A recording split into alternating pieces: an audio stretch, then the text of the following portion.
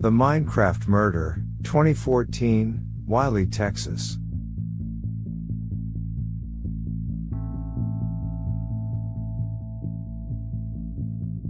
A perfect town, a hidden horror.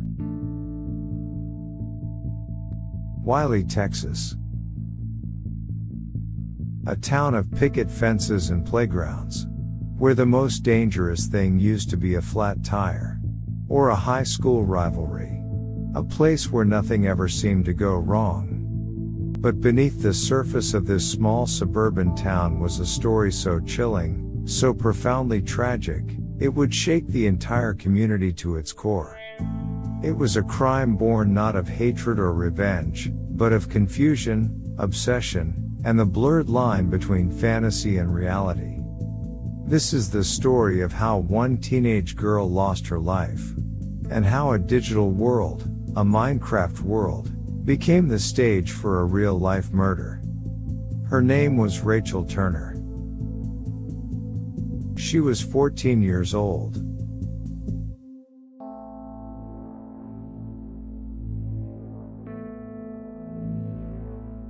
The girls behind the screens.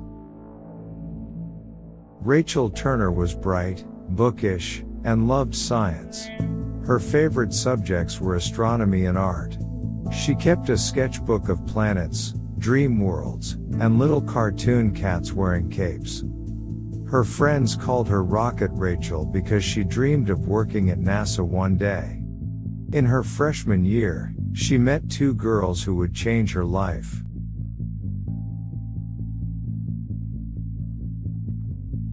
Grace Smith, quiet, shy, eager to belong. And Catherine Borman, intense, imaginative, and increasingly withdrawn. All three were drawn together by a shared love of video games, especially Minecraft. They created a shared server called Everdawn. It became their escape, a pixelated paradise of floating castles, underground bunkers, and a library where they wrote stories. But not all stories are innocent. And not all friends are safe.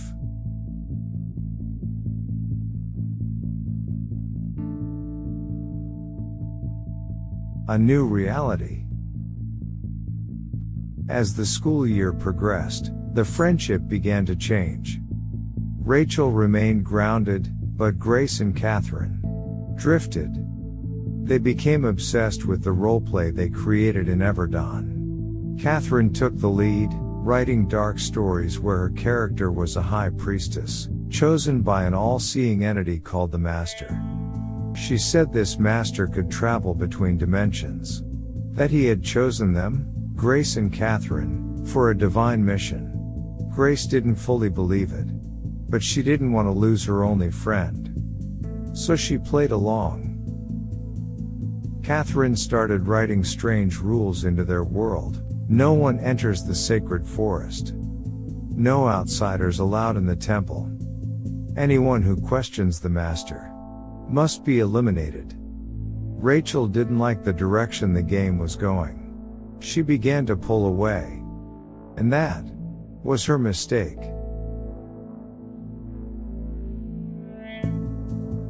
The pact. Catherine saw Rachel's distance as betrayal. In chat logs later recovered by police, she wrote, "She's infected. The master wants her gone." At first, Grace laughed it off. But Catherine wasn't joking. She said the master had spoken to her directly. That to keep their world pure, both in-game and in life, someone had to die. Grace hesitated. But Catherine had a way of twisting things. She said Rachel mocked them. Said she laughed behind their backs. Said she was dangerous. Then Catherine gave Grace a choice. Help her. Or face the same fate. In a notebook found in Grace's room, she had written 3 names.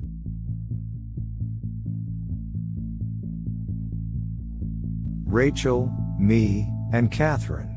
And next to each name, she'd drawn a red X except for one. The murder. September 17, 2014. A Thursday. Rachel was walking to school alone. It was a route she'd taken 100 times. She was texting a friend about a homework assignment, laughing about how she forgot her lunch. She never saw them coming. Catherine and Grace lured her behind the athletic fields, a small wooded path known as the Cut. It was quiet there. Hidden. Rachel never made it out. She was stabbed 21 times with a kitchen knife. The attack was frenzied, confused, panicked. She screamed. She begged. But her voice was swallowed by the trees. And then, silence.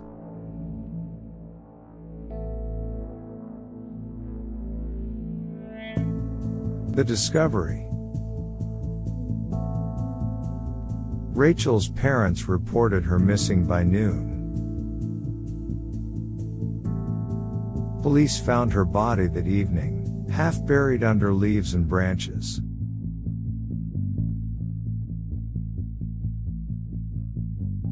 The community was stunned. But it was what investigators found next that truly chilled them.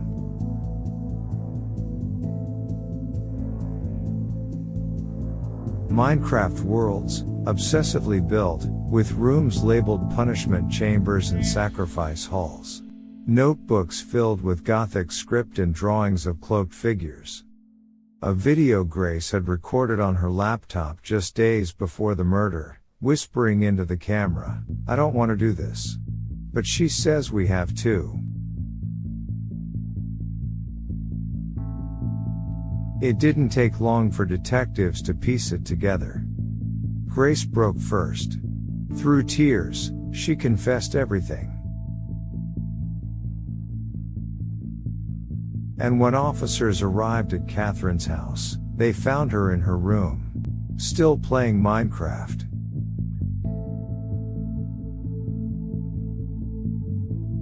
Justice, if it exists. Both girls were charged as adults.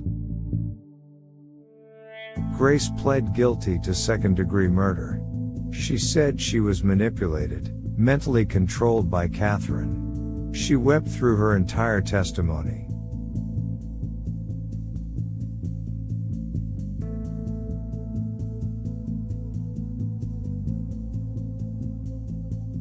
Catherine showed no emotion. In her trial, she claimed the murder was part of a ritual. She said, "The master told me to." Psychologists later diagnosed her with a rare form of psychosis, triggered, in part, by isolation, online obsession, and unchecked delusions. Grace was sentenced to 35 years. Catherine, life in prison, with possibility of parole after 25. Rachel's family, forever broken, asked only one question. Why? No one could answer.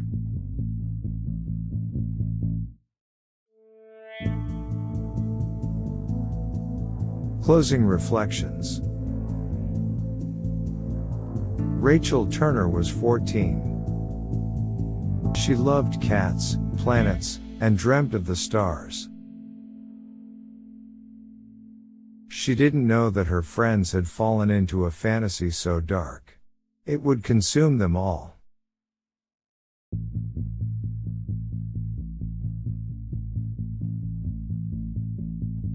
Minecraft didn't cause this murder.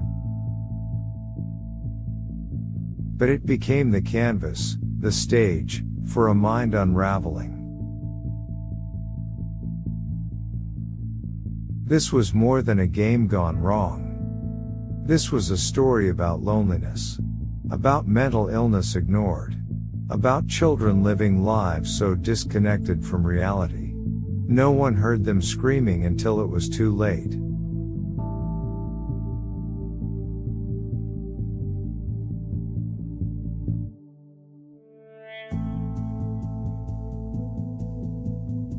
And it's about a girl whose only crime was trusting the wrong people. In loving memory of Rachel Turner, 2000 to 2014. If you or someone you know is struggling with mental health or is a victim of bullying or abuse, please reach out. Help is always available. If you found this exploration insightful, subscribe to Untold Truth for more deep dives into the hidden stories shaping our world. Share your thoughts on the Minecraft murder in the comments below.